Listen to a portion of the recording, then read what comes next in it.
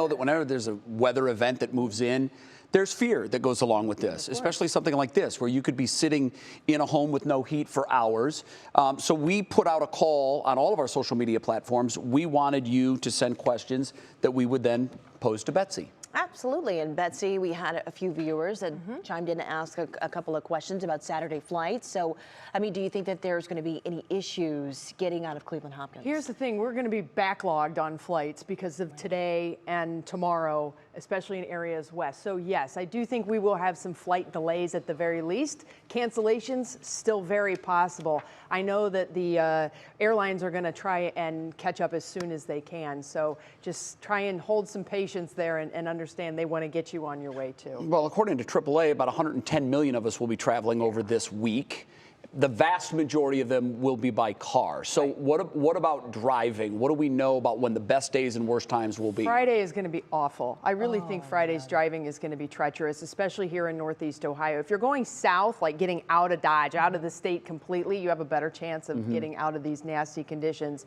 We are closer to where the low is going to really start to spin up and deepen, and so that's why we're under so much more of a threat than Southern Ohio and whatnot.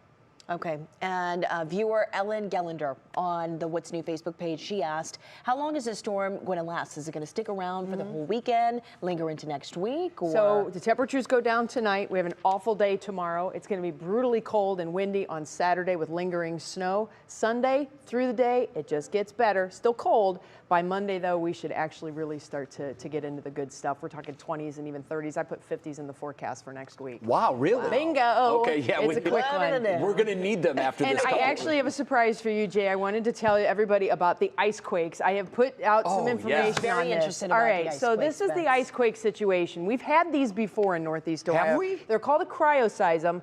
Basically, it's rapidly falling temperatures. Now, we're having the rain tonight. This is the key part of it. We have rain. Then the temperatures rapidly fall, which means all the water in the ground starts to freeze. When you have ice buildup and ice accumulation and rapid ice formation, it starts to expand, and all those little bits of ice are pressing against each other, and you end up having a lot of pressure built up. That pressure will eventually release. Wow. And when it releases, you end up having mini, as they're known, cryoseisms. So it's like a mini earthquake.